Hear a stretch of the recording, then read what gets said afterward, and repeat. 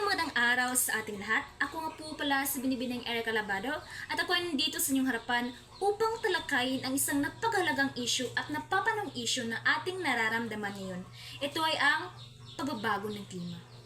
Alam niyo ba, sa loob ng maraming dekada, ang ating mundo ay patuloy na nagbabago. Ngunit sa kasalukuyang panahon, hindi na natural ang pwersa na nagiging pangunahing sanhi ng pagbabago ng klima. Tayo sa kasalukuyan ay nakakaranas ng pag-init ng mundo at ang iba ay nagdudulot ng malawakang pinsala sa ating kalikasan at lipunan. Katulad na lamang ng ating nararanasan ngayon.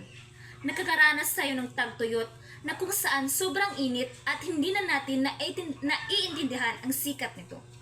Matinding tag-init na magiging sanhi ng dehydration at heat stroke.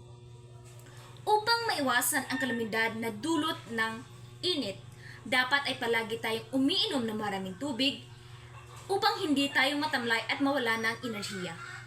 Dapat alerto at handa sa posibilidad na dulot nito.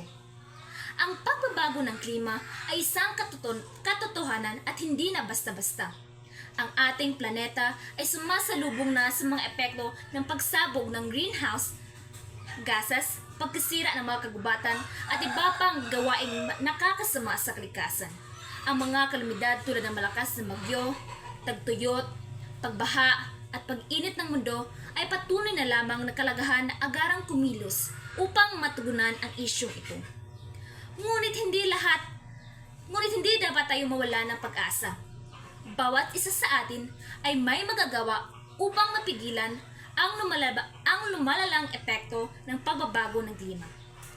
Dapat marunong tayong mag-alaga sa ating kapaligiran na siyang nagdudulot ng pagkawasak ng greenhouse gases. Dapat tayong lahat ay may kooperasyon upang mapanatili ang katiwasayan sa mundo ng ating ginagalawan. Kailangan na magtulungan upang magkaroon ng mas matatag na mga patakaran at programa para sa pangangalaga sa kalikasan at pagpapalakas ng resiliency laban sa epekto ng pagbabago sa klima. Sa ating pagkakaisa at pagkilos, may pag-asa tayo na mapabagal at mapigilan ang pagbabago sa klima. Hindi natin dapat hayaan na ang mga sumusunod na henerasyon ang magdusa sa mga epekto nito. Ang oras na para kumilos ngayon ay samahan ninyo ako sa pagtaguyod ng isang mas malinis, mas ligtas at mas maunlad na kinabukasan para sa lahat.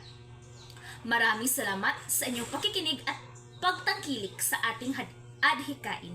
Mabuhay tayong lahat.